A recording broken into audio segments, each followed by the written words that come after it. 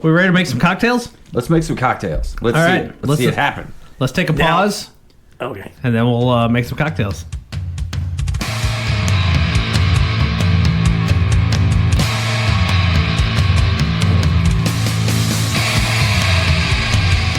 Woo! That was a little bit of a whirlwind.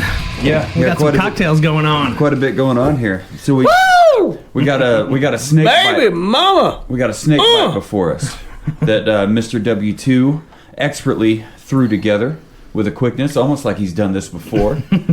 So tell us. So you found the recipe for a snake bite. I found the recipe for the snake bite. But it wasn't this recipe. No, this one has definitely been altered slightly. Not with just not a little crazy. bit of. A little bit of lemon juice. That's it. Mm-hmm.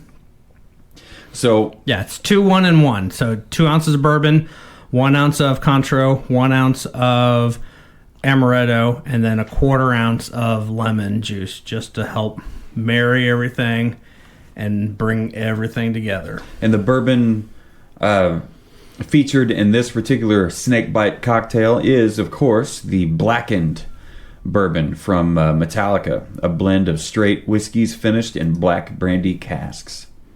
Yeah. All I gotta say is, Lord, who done had all these babies? Man. Cheers. Cheers, fellas. And you know what? The thing that makes this all worthwhile is what we got going on right here. Drinking with friends. Friends. Yep. Cocktails. New experiences.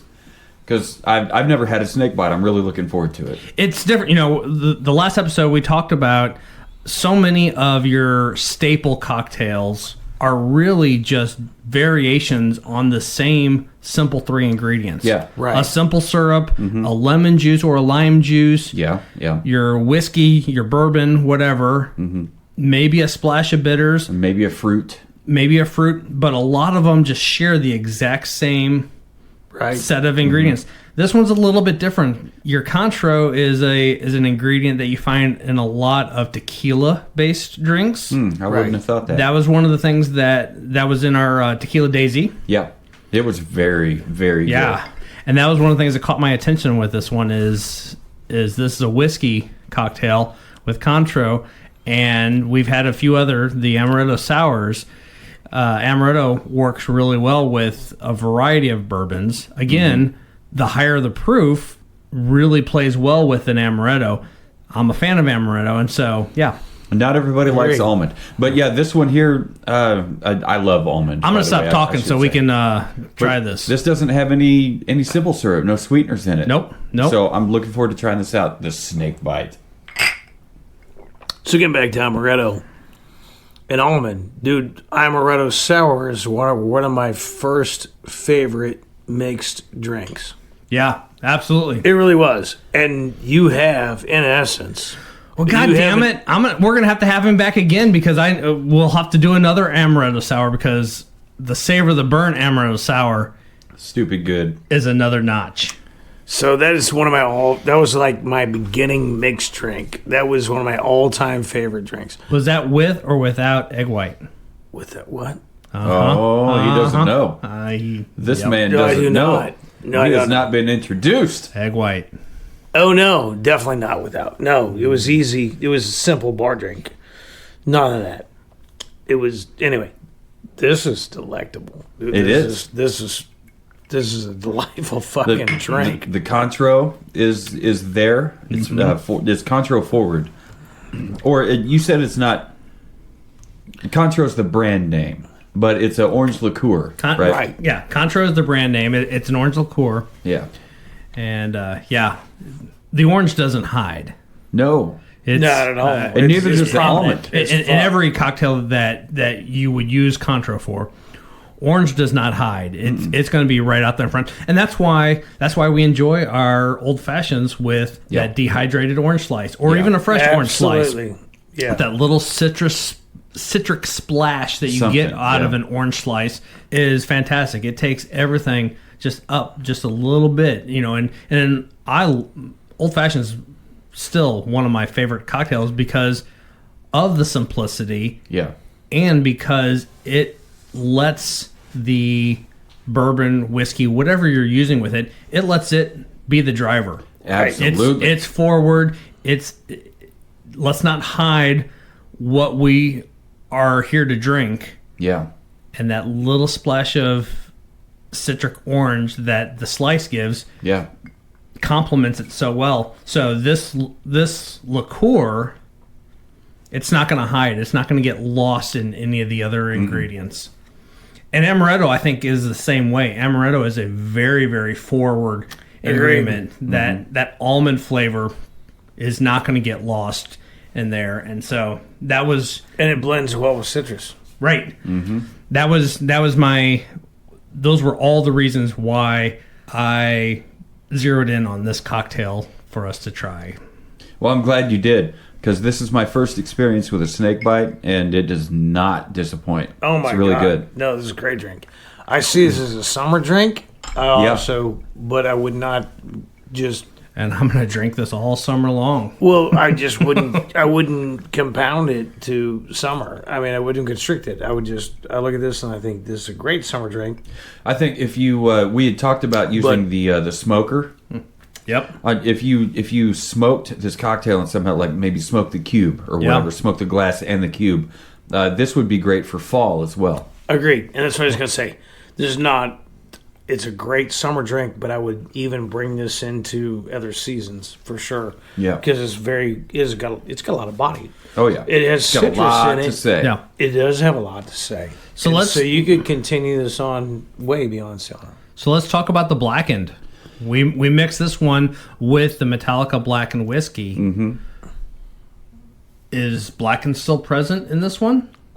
Are we still picking up some of the same things that we?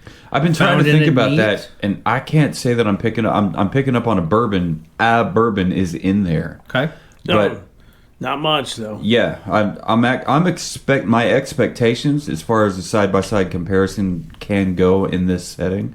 I'm expecting the number 9 Reserve to be more present in this cocktail. I agree, but I agree with that. You could probably use a lesser bourbon in this, and it would still be fantastic. But I mean, I'm glad to have my cherry popped with blackened with the blackened Metallica whiskey or Metallica bourbon in this snakebite. Like, and part of me thought so fucking good.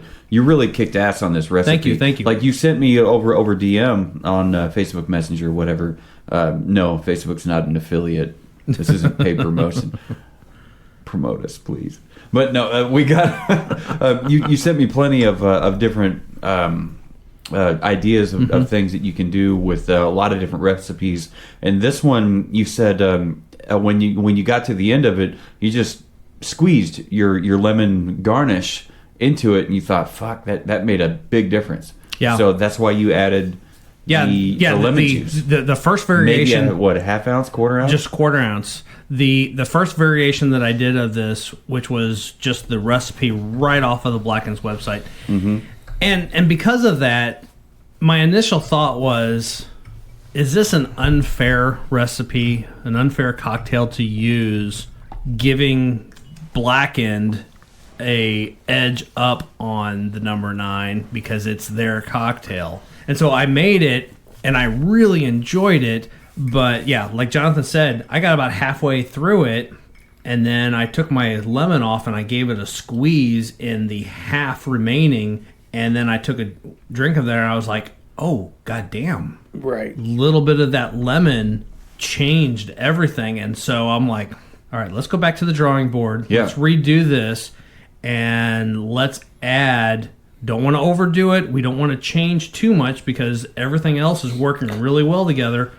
Let's add something in there that will help marry these a little bit better and add a new element. Let's add a quarter ounce of lemon juice. Again, back to that is one of those ingredients that you find in so many of these cocktails that we try and see what happens. And I thought it was a game changer. I thought it really just took this cocktail to a whole new level. I gave my lemon a squeeze and dropped it in there, gave it a little quick shake. Before you drink that, give your lemon a half squeeze. Because you're about twice as you're a little further into it than us. Make sure that stirs up. Mr. Mitch, give your lemon a squeeze. This actual drink is heavy lemon forward. There you go, and then shake that up. It's almost like a whiskey sour, but with the amaretto. With a little bit of an almond. With the amaretto, fuck, dude, it makes the cocktail. That makes it a whiskey sour with an almond chaser. Dude, this is a delicious drink. Yeah, with the extra fucking lemon in there, dude. Yeah. This cocktail's Amaze Balls. So, and I think Metallica's Blackened Bourbon has a lot to do with how good this is. Because I do too. I really do. I didn't know what to expect, honestly, because I thought the Blackened was fantastic, neat. Just by itself was great. With 2 drops of water, it was super. It was also fantastic. Honestly, I mean, it was beautiful, neat, but it was really complex. I couldn't even kind of get my head around it because the bourbon that's there, when you do it neat, it's not at all what I expect from a bourbon. It's just there is complexities there.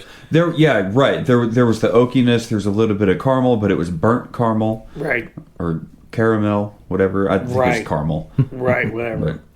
But the notes were there, and it was mellow. It was chill. Yeah. Like there was a lot of thought, and I'm not trying to super sell this whiskey, but there was a lot of thought that went into that because it was go out and buy it. Definitely go out and pretty buy much. It was. Yeah, I would suggest this. Like the second bottle. I mean, a $45 bottle. Come on. It's a great. It was chill as fuck, dude. Not to mention, it's a kick-ass looking bottle. It was like finding. It looks good in the. Have you guys ever seen the hot? What the fuck is it? It is the Hot Crazy Matrix back in the day. The what? The Hot Crazy Matrix. Hot Matrix? Crazy Matrix. Yeah, it goes to. It's about females, right? Right? And it's old. So it was this line that says, "Here's your hot line. Here's your crazy line." Oh, right? Yes. Okay. So it's the Hot Crazy Matrix. So it had this fucking line, and this whiskey, Blackened, reminds me of that, right? I'm not even lying. So. It was one of those things that just says, hey, here's your no-go zone. You don't date, redheads or beauticians or, hairdressers, what the fuck it was. Or hang on. Yeah. I got it pulled up here real quick. It's on YouTube Shorts. Yes. So let's go. All right, let's go. Here we go. Let's see where this goes. Hot Crazy Matrix. Here we go. All right. Here we go. Universal Hot Crazy Matrix. This is your hot crazy line. So this is your no-go zone. You don't go here.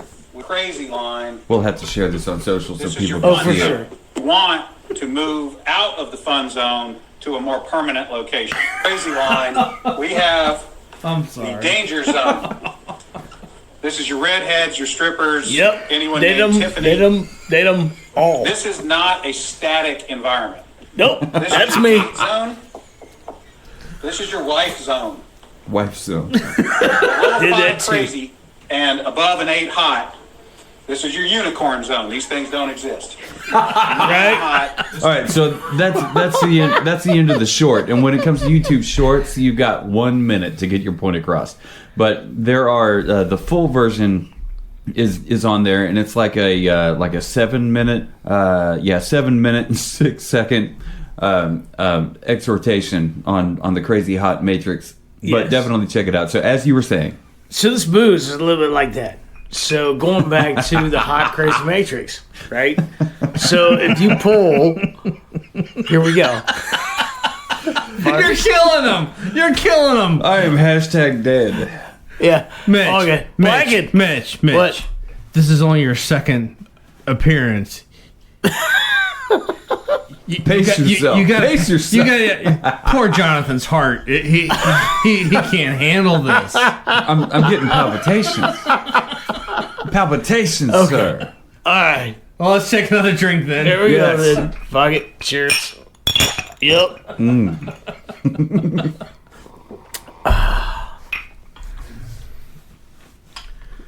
What the fuck was this? Where were we? Crazy Hot Matrix Whiskey, Blackened. That's this one. Yeah. Right there.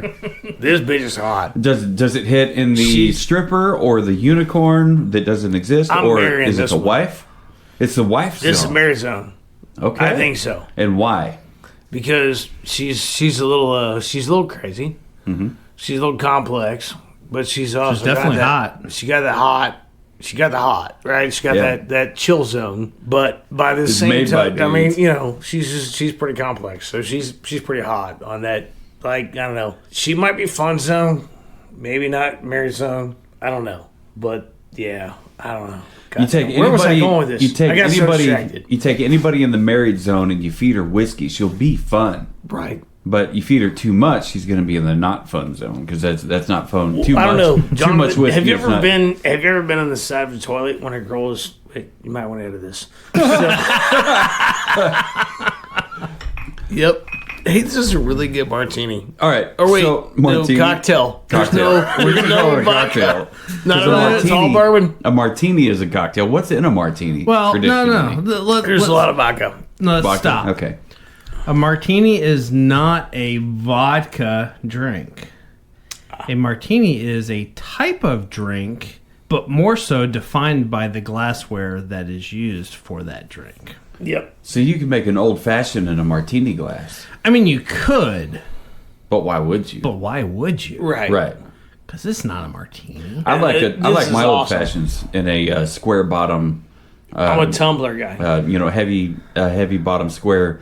I like my square glasses. Square glass. Tumbler. Yeah. Is that what those are? It's tumbler. Tumblers? I always call them a cocktail glass. No, it's that's tumbler. a tumbler. Or a it's rocks a tumbler. glass. Here, rocks. Glass? These are both rocks glasses. Those are round rocks glasses. This is a square. He says empty that, and I'll show you why it's tumbler.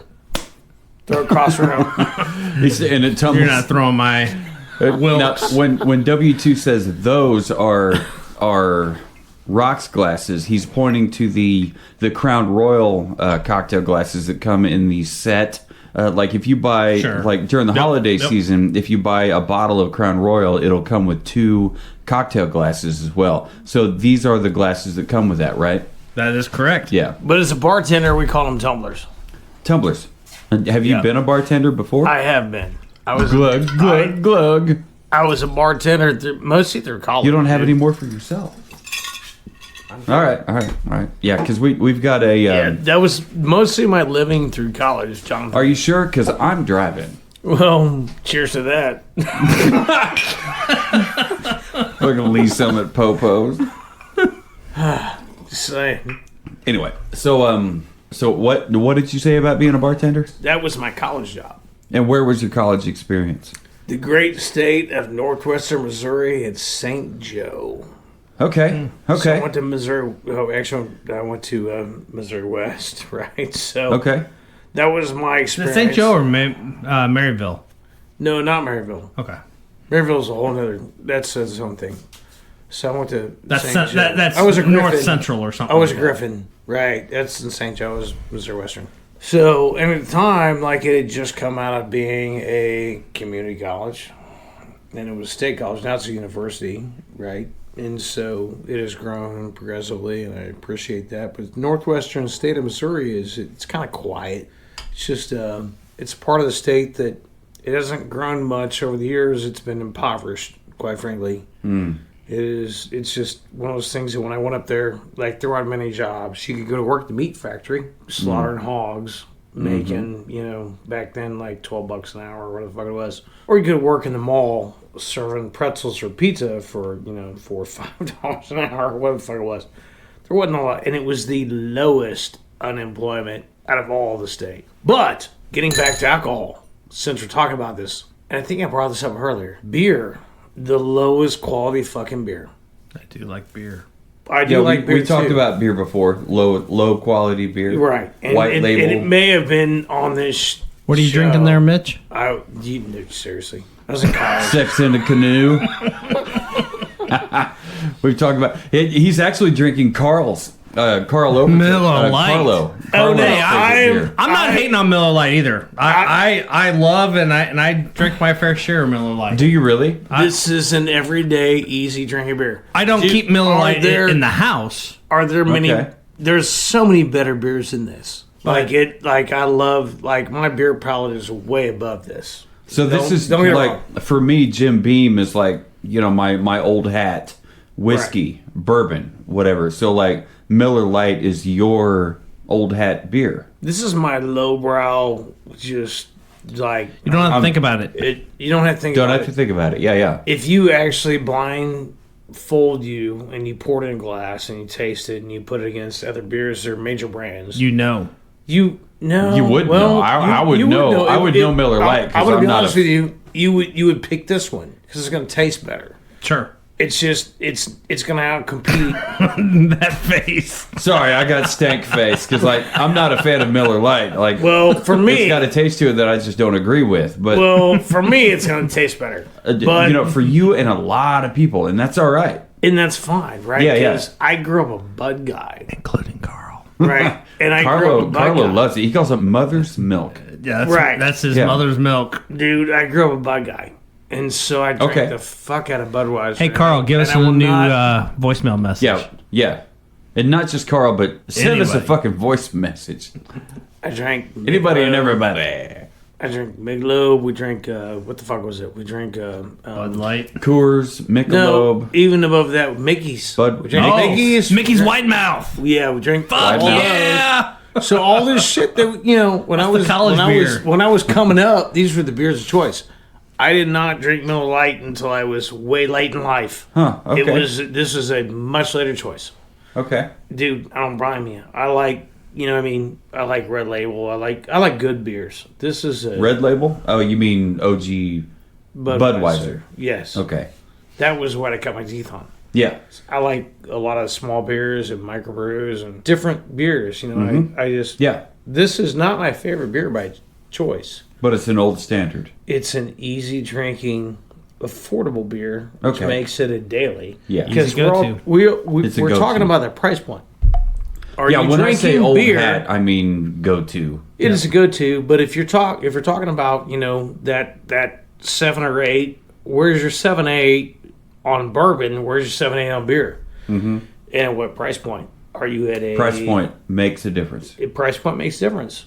So, are you drinking 7-8 at this price point? Or are you drinking 7-8 at this price point? Mm-hmm. So, if I'm moving up to price points, this ain't my beer at all, quite frankly. Mm-hmm. There's so many better beers out here than this. This is water. But if you like it, you like it. Well, Jonathan, this is my glass of water between bourbons that has a little bitter flavor in it. Fucking close to water. You're right. Canoe beer. This is a canoe beer. You're not wrong.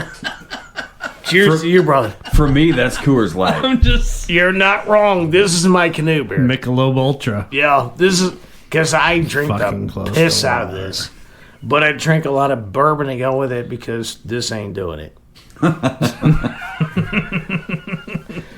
Well, there we go. There's the review on Miller Lite. And there it is. Right. If you're going to drink Miller Lite, add a lot of bourbon and maybe some water, and you'll have a good product. So Jonathan and I are empty. Mitch, you still got some cocktails. I've been drinking all this canoe beer. There we go. Is it time to mix up some new cocktails? Yeah, let's. Sure sounds like it. So up next, we have the Snake Byte. Featuring the number 9 Reserve at 99 proof. 99 proof. I'm excited about this one. Yeah, me too. I mean, I was very excited about this one. This is beautiful. Back up. We did not give this our rating. All right, if we had to give this a 1 to 10, what you got? Man, all right. So I know it's unfair to compare, but we have talked about the Amaretto that you made, the Amaretto Sour, featuring. Do you remember which whiskey we used for that? Was that the Woodford Reserve? Was it the No. The Town Tavern? Was it the... I think we did the Tennessee. Tennessee? Was it... Oh, okay. The 124 proof? Whatever it was. Or 122 unfortunately, and a half. because episodically, that was quite a bit ago. So there's two words for you, Mr. Webster's dictionary: episodically and quite a bit ago. It's a family term we've used for centuries in my bloodline, both sides of it. There was a visual that you guys didn't see. I just did like the V with the hands and spread it out to the sky. But anyway. So the amaretto sour with the egg white was exceptional. It was a complete game changer. The Scotch sour with the Highland Park 12 was a complete game changer. And let's not forget the Noah's Mill Gold Rush that we just had just a couple weeks ago. Noah's Mill Gold Rush is also another game changer. So have you had a Gold Rush cocktail? No, sir. So when it comes to those cocktails are like I want to say they're so far above mid-range, so far above the 5 that you can't even see the 5. But I'm still hesitant to give it a 10. Okay. Right. So the amaretto sour, I give this is just me, right? Because I'm an optimist or whatever, and I really fucking loved it. I'm gonna call that a 9. Okay. This snake bite featuring the Metallica's Blackened Bourbon, I'm going to give that also a 9. When it comes to that Scotch sour with the Highland Park 12, that's also a 9 for me. And if you don't like that, that's fine. You can feel free to send me an email at jonathan@savortheburn.com.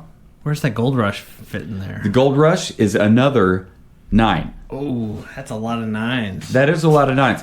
But that's just me.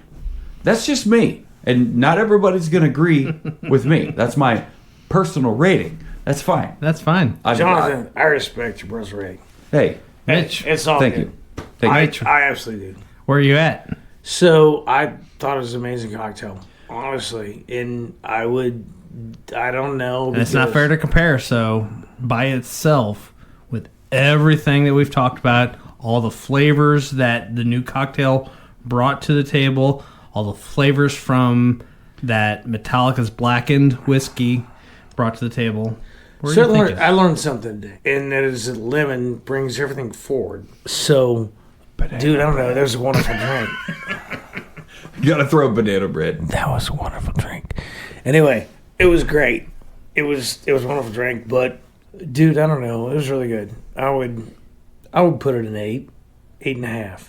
And the reason on the snake bite. The snake bite, and the reason that I would not move it higher, it was so lemon forward. Was that before or after I suggested squeeze your lemon and drop it in there? No, it was just through the whole drink. Okay. And so it's a beautiful drink, and I would serve this drink to anyone and be very happy to produce this drink for anyone that was in front of me, or I would be happy to consume this drink. At that point, it was 8.5. I don't know. I would just give it that. It was really a good drink. All right. I really fucking like this one.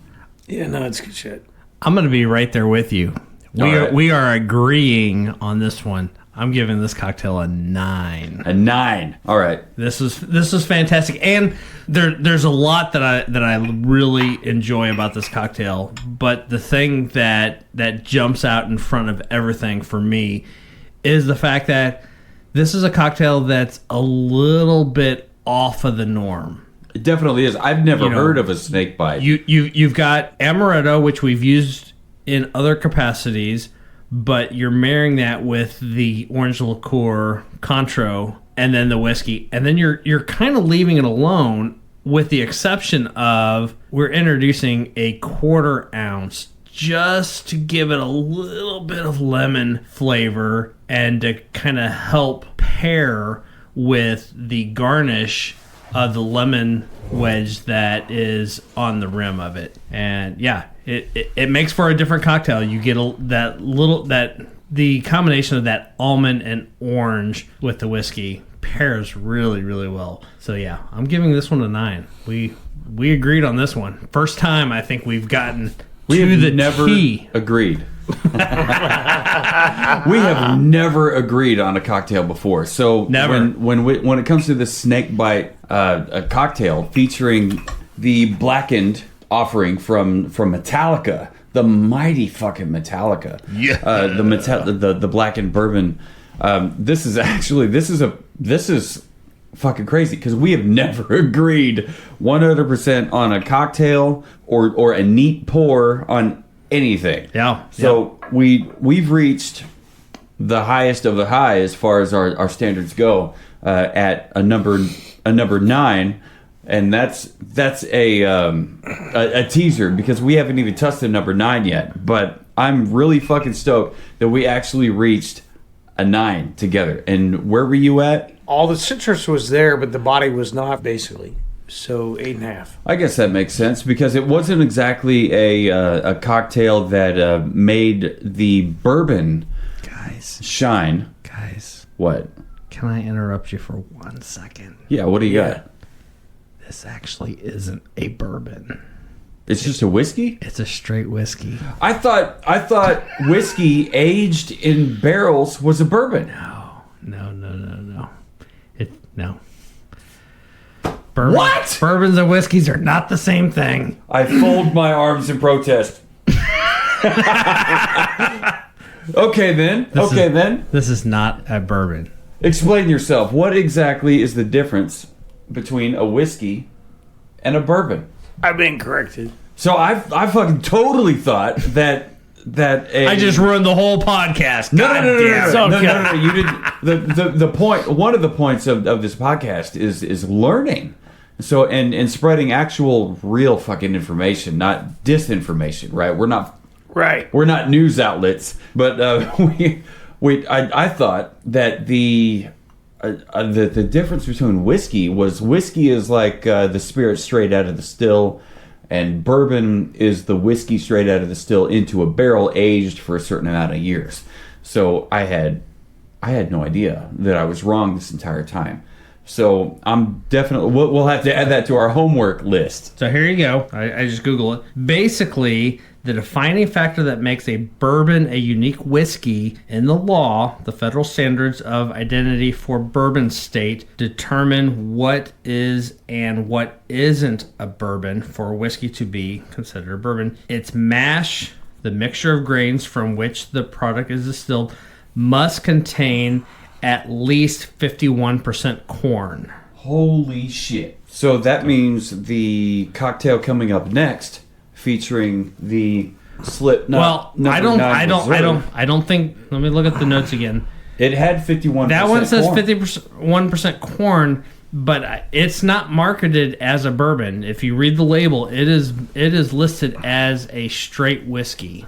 Yeah, this is listed as an Iowa whiskey. It is not listed as a bourbon. Iowa whiskey, 99 proof. The mash bill is 51% corn. I would say, and again, the overall definition that Google gives just says that 51% corn is the standard to be a bourbon.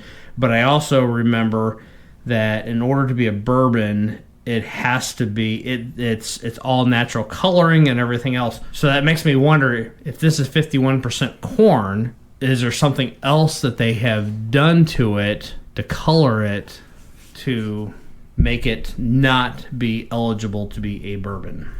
That makes me rethink a whole bunch of shit. Because this entire time, I've been mistaken on what I thought bourbon and whiskey was.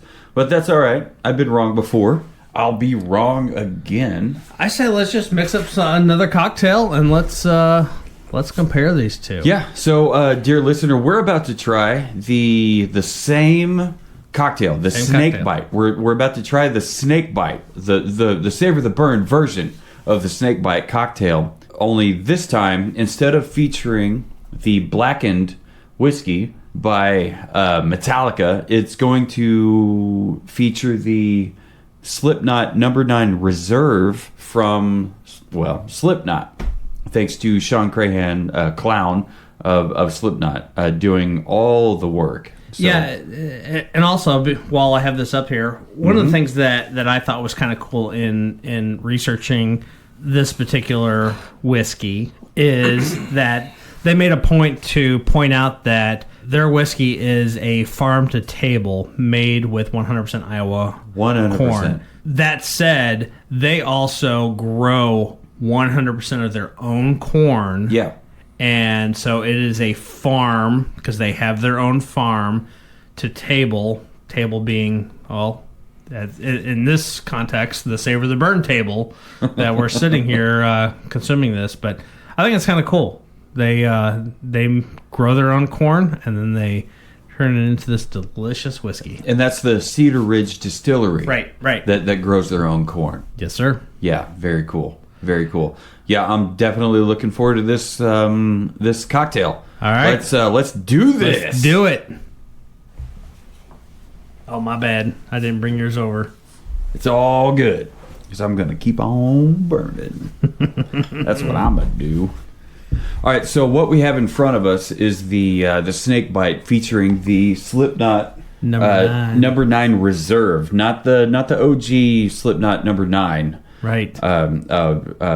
Whiskey, but this is the SliKnot number 9 Reserve, which has a little bit more aging. It has 1 year more extra age. aging, and 9 more proof. Right.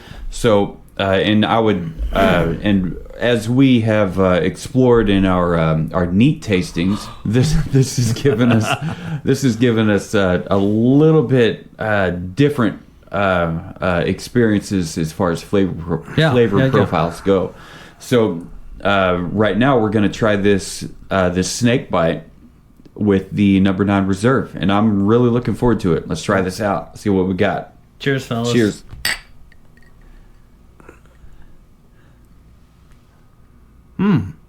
I expected there to be a pretty big difference, but the only difference I've noticed so far after first sip is the amount of bite in the snake bite. Yeah. Which I guess I should have expected, because number 9 has extra. It's a little higher proof. Yeah. It's got a little bit more bite because of that. Mm-hmm. It's very good. Very good cocktail. I like it. First impressions. I mean, my grandma used to say, an Irishman's first thought is his best thought. So, so I don't gauge all of my first impressions on that. But because I've only got like 25-ish% Irish, according to 23andme.com or ancestry.com. Grandma's no shit. So maybe she was right on this. I'm going to hold my finger on the lemon here and give that a cheeky shake. What thinketh thou, Mr. Mitch, of the your first impression of the snake bite featuring the number 9 Reserve from SliKnot? So not as smooth as what we did earlier, but the bodies are different. It is. It definitely is completely different. Yeah, it's hard to put words to thought, like, because usually what we go by is it's unfair to compare. Mm-hmm. So when it comes to these two cocktails side by side, which is what we aimed to do, we really kind of put ourselves we pigeonholed ourselves, I guess. Well, in the past, we've always done multiple tastings. Yeah, we always start out neat. Yeah, with everything, and then we just, whether it's arbitrary or not, we always pick one that we then turn it into whatever cocktail we think is gonna pair really well with that. I would really agree with the arbitrary assessment there. Like, it really doesn't matter. Like, right. But here we have specifically gone neat to neat, and then we went cocktail to cocktail, same cocktail, different whiskey. And in the past, we, not fair to compare, but we are comparing a cocktail to cocktail, because that's the whole point of this, is with this cocktail, with this recipe these ingredients as is across the board, does this cocktail translate from one whiskey to another whiskey? And at the end of the day, which one of these comes out on top? Right. So you know what, that last statement, which one comes out on top? Man. So yeah, I've got another rating that I'm going to have to deal with here after we give this the 1 to 10. Mm-hmm. Mm-hmm. All right. So I got some thinking to do. What do you think, Mr. Mitch? Where you at? Beautiful cocktail. Yes, sir. Outstanding. I would give it a 8 out of 9. 8. Okay. Yeah. 10's immaculate. That's good. It's a good fun cocktail. It's better than good. It's a 9. No, wait. You said 8. Yeah. You say 8 or 9? I said 8 out of 9. 8 out of 9. Okay. And where did you put the blackened 8 out of 9? snake bite? Was it 8 or 8.5 or 9? No. We're talking about cocktails. Yes, sir. So we're putting everything in perspective. Cocktails featuring the featured whiskey of choice. Or right. bourbon. Yes. And we're talking about cocktails. Yes, sir. Within the reasonability of what your rating is for whiskey. So I took your scale of 9 to 10 and I scaled it back to Scotch. You mean our scale of 1 to 10? Yeah, whatever the fuck he said. He said 1 to 10, and you said 1 to 10. Well, he said 9 to 10. Oh, he did? I thought he said 1 to 10. No, he said 9 to 10. Oh, shit. Okay. I'm like, man. Well, maybe he said the margins are narrow on this one. Is it a 9.1? 9.2? 9.3. Yeah. 3. Anyway, edit. I think I said 1 to 10. Anyway, yeah. Yeah. Out of 1 to 10, where would you put it? Oh, that's a great cocktail. Based only on the number 9 reserve, not against the blackened, but only, where would you put it? Solid 9? So lemon forward.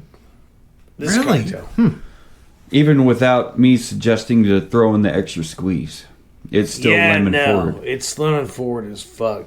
Wow. Anyway. Wow. So, we'll stop there. This Yeah. is a beautiful drink. It is fantastic, but it is really, in my opinion, a little lemon heavy. On a scale of 1 to 10, as an overall drinkability. Drinkability. Oh no, it's like 6, 7. It's very drinkable. Okay. It's palatable all the way. And it's good.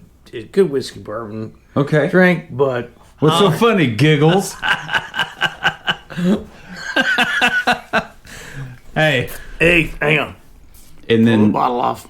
There you go. Hear that? we heard it. love that sound. That was the Mississippi side sip. That was the bottle hitting the table.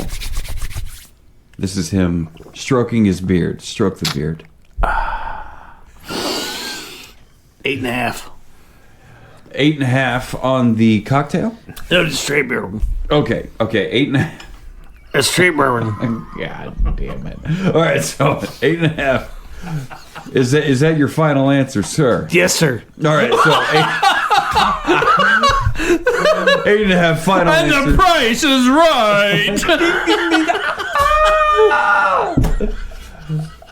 Most excellent. So we've got the final assessment on the neat version of the SliKnot number 9 reserve at 8.5 by Yes. Mr. Mitch Plemons.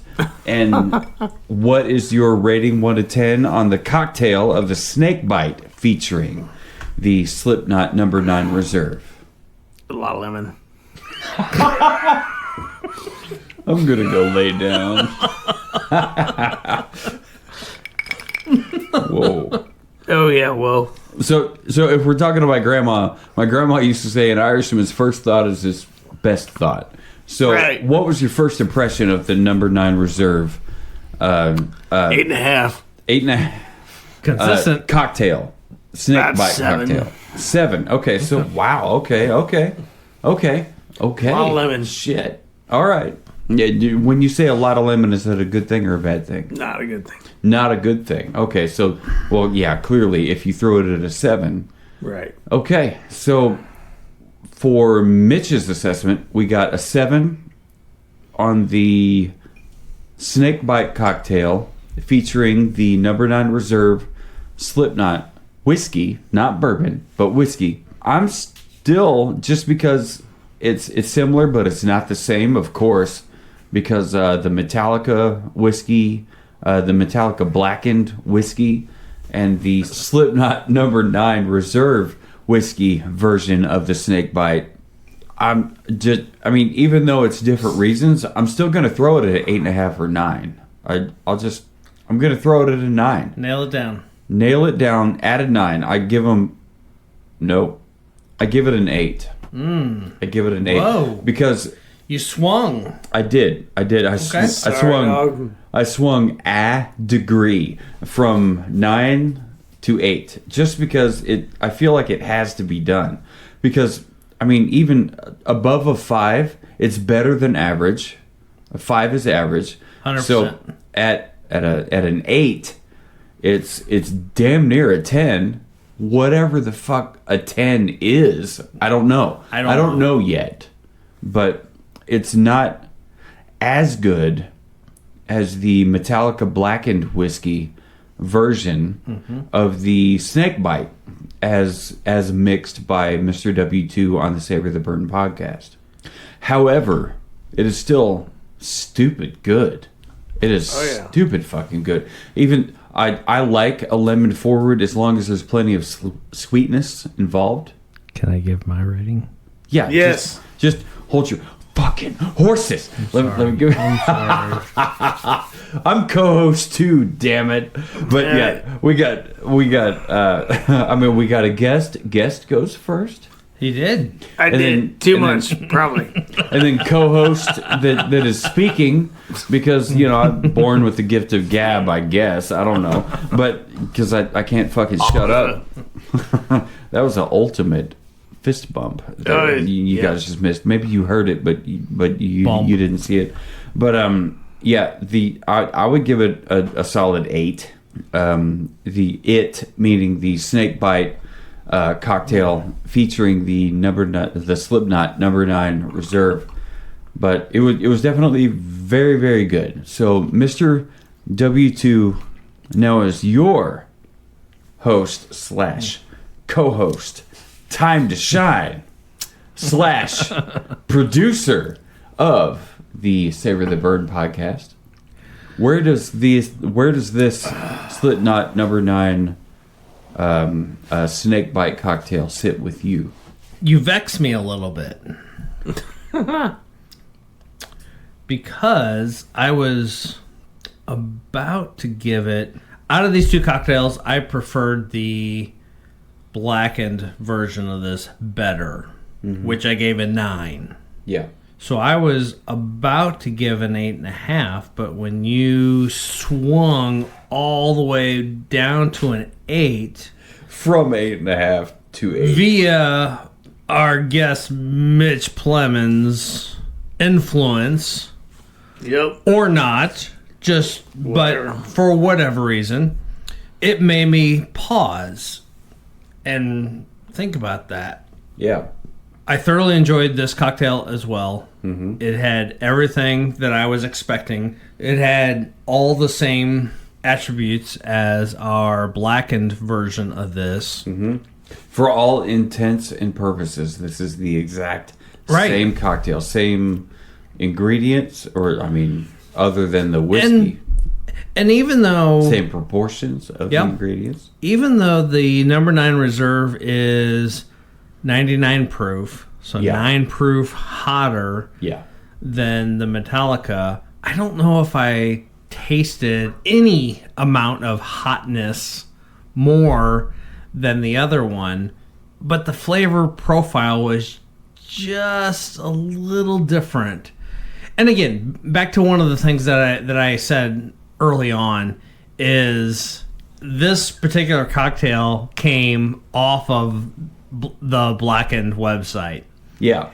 And I felt like, part of me felt like, is that an unfair advantage to use one of the Blackened recipes. They had a couple on there. This is the one that I just honed in on because I felt like it had the most versatility and the most to offer in the larger scope of things. Right. But yeah, I don't know. It married so well with that Blackened Whiskey. And the number 9, as good as the number 9 was, I loved so much about the number 9 Reserve. When mixed with this cocktail, there was just something that was just a little bit different with the flavor profile. Yeah. That threw it off. I think I'm still going to give it an 8.5 because it's not a 9.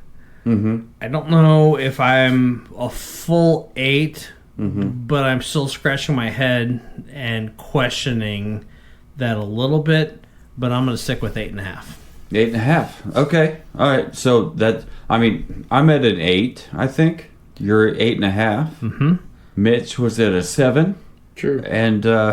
And I think that pretty much sums up this snake bite cocktail featuring the number 9 Reserve by SliKnot. Now we have the arduous question mark on that definition. Arduous. I think we have the contemplative / arduous decision to make. Which version of the snake bite cocktail was better? The SliKnot number 9 or the Metallica Blackened? Mr. Mitch, what is your assessment? What do you think? I actually like the Blackened. I agree with that. All right. My vote's for the Blackened. And you know what? That makes 3 of us for the Blackened on the snake bite cocktail. So Metallica for the winner. Metallica wins. Across the board. Yes. Yep. Yeah. Yeah. Yeah. So yeah, that. And dear listener, so Hatfield, love you, dog. Good shit. Ha, ha, ha. He means that in a loving way. So W2, thank you so much for mixing up and absolutely. And actually, you know what, taking the time to find out the perfect recipe for these cocktails to mix up, and then mixing up these cocktails for us, so we can do the side by side comparison between the SliKnot number 9 Reserve and the Metallica Blackened whiskeys. This was a very good experience, a very great. Because very metal experience. So we got a 7 from the number 9 Reserve version of the snake bite cocktail. From Mitch, a 9 or 8.5, an 8.5, and 8 from W2 and Jonathan from the number 9 Reserve version of the snake bite. A 9, I think. Unanimous 9 of the Metallica Blackened version of the snake bite cocktail as mixed by W2 from the Savor the Burn podcast. So I think does anybody have any final thoughts on these cocktails? Yes, I do. What do you got, Mr. Mitch? Sorry.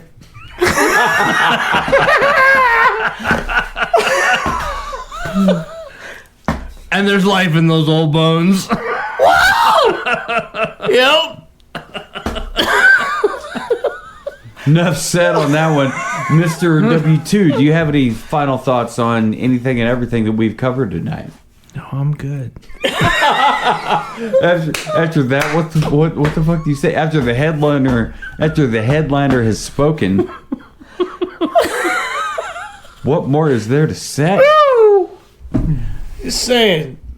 So, dear listener, if you're looking for a whiskey to give your metalhead friend that does enjoy a good whiskey or maybe even a bourbon, we would suggest getting the Metallica Blackened Whiskey for sure, like a 8 or 9 out of 10 suggested rating over getting the SliKnot number 9 Reserve offering.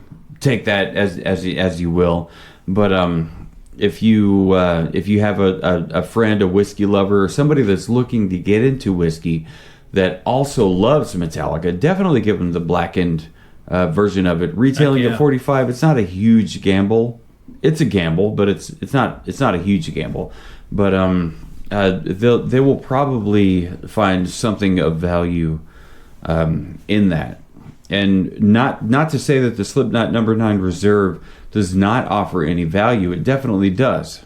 It still had a little hint of the corn forward influence that the original SliKnot number 9 whiskey has, but the number 9 Reserve has a little bit more oakiness, a little bit more. What was it, rye?